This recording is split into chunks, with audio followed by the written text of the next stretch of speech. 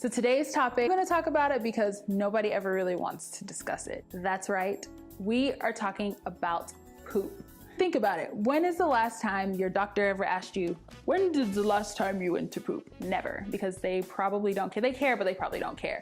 But as a nurse, I'm constantly asking my patients, when is the last time they poop? Because I really want to know. Not because I'm like weird but it tells me a lot about what's going on in your body, and it can also help me get answers that I may need, that I may not know I need. So I thought, why not share with you guys how to basically look back at it. There are 3 main areas that I really want you to focus on when we talk about poop. Number 1, focus on the frequency. Number 2, consistency and or the form. And number 3, the color. So number 1, we're talking about the frequency. How often are you going? And it's been a big debate between some people. Some people say, oh, I only go once a day and that's totally fine. And some people are like, oh my gosh, I go like 3-4 times a day and that's normal. So we're gonna squash it. What's considered normal? So put it like this, babies, they poop a lot, right? It seems like every time they eat, they're pooping. And I mean, think about it. Their bodies are fresh. They don't have all the toxins of the fast food, the sugars that we adults have already accumulated in our bodies. So their bodies are smaller and they can take the nutrients they need and flush out the toxins and acids that it doesn't need. So they go pretty often. But when we talk about us, we adults, we may not go as much, or we may go too much in a day, and I'll explain why. How often should I go a day? Well, statistics say that at least once a day is the best way to go. I don't really agree with that because I feel like it depends on what you're eating and what you're taking in your environment. Over 2,000 years ago, Hippocrates said, every disease starts in the gut. If that's true, I want to know what's going in my gut and what's going out. Area number 2, consistency. What does it look like? Is it soft? Is it really, really hard and like pellets? Is it watery?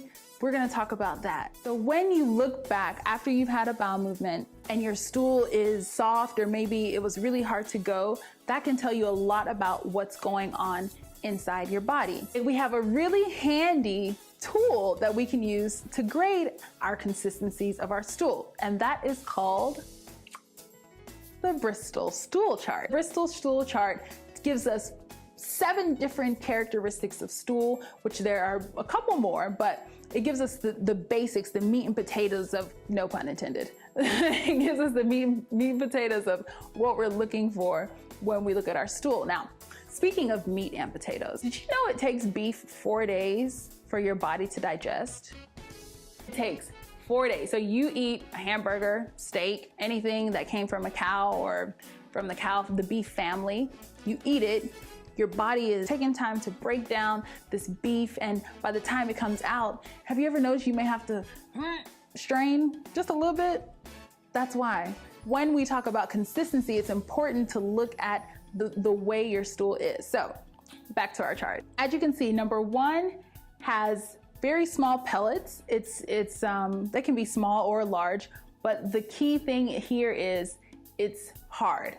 So when we have hard stool and it's broken up in pieces like this, that means we're absorbing the fat in our bodies, but we don't have enough water. So you need to increase your water intake, and you may need to increase your fiber, but I would hold off on the fiber just a little bit.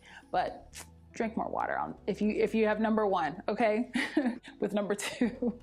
Now, number 2 is a little different. He's not happy, and that's because he too is also having an absorption issue. So what you need to do with that is also not only increase your water intake, but also increase the fiber. But we're almost there because we're getting closer to what's considered normal stool. Now, number 3 on our Bristol stool chart has some cracks in it, okay? The fact that it has cracks in it lets us know that we do need to drink more water, but on top of that, add a little more fiber. And by fiber, what I mean by fiber is your grains, your fruits, your vegetables. You're on the right track. It's formed, We want formed, and by formed, I mean one consistent shape, not like number 2, where number 2, it was lumpy on the edges. You really don't want lumpy on the edges because your poop's never gonna be perfect and normal, I should say. It's never gonna be perfect and normal, but we wanna stick to number kind of like 3 and 4. So number 4, he's the cool guy. That's ideal. If you had to pick a number that you really wanted to be like, that would be number 4. Number 4 is, you know, the consistency is smooth. They say it's like passing a banana, but that sounds pretty painful. But I think generally what they mean is when you pass your stool, it should be smooth. It shouldn't hurt. It shouldn't smell. It shouldn't have a lot when you wipe. You shouldn't be constantly wiping. Cause like when I wipe, I take my favorite tissue and I, you know, take it, tear it. And if I have this kind of tissue, oh, I wipe. If you're between 1 and 4, you probably won't be wiping that much. But honey, if you are past 5 and 6, you get your tissue and you wipe away, okay? Number 5, this type of characteristic of your bowel movements is it's soft, but it's got clear-cut, defined edges. Because it's soft, you can pass it easily, but you can tell when you look back that it's not together, it's not formed.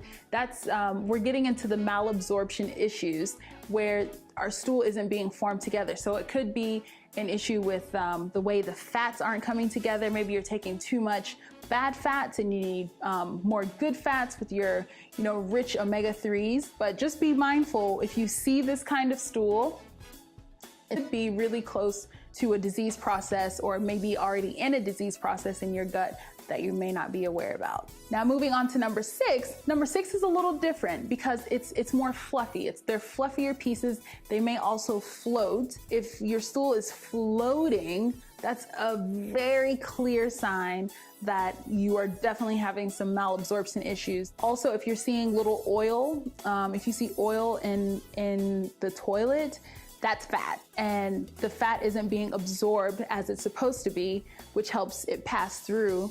And that usually happens, it could be medication. I know there's some diet pills that break down the fat and you'll see it through your stool. Maybe you'll pass what looks like a whole bunch of oil because, you know, oil rises and water doesn't. So when you mix water and oil, they don't mix. The oil will rise. And when we pass bowel movements that look like they have oil in it, that's fat. So that's the reason why it's rising, and that's the reason why number 6 may be fluffy and floating. It's because the fat isn't able to attach to it. And then last but not least is number 7. The loose, watery stool. It can be either diarrhea or just, you know, pretty much it's not formed at all. There is no formation. There is no consistency, no anything. It's just watery.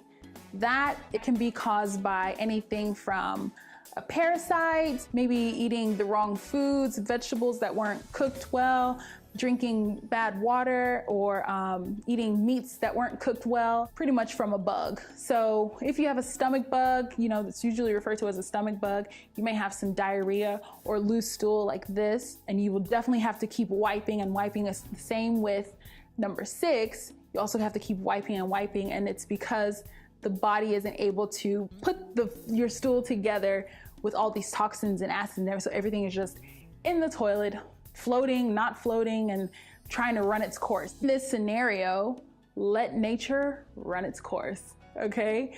Don't try to take anything to stop it because you're just gonna hold it in for a period of time and it's still gonna have to expel. Our bodies are so cool. It has to take its time to do what it needs to do. This is an elimination process, so let it eliminate. So we've talked about frequency, we've talked about consistency, and now we're gonna talk about the color.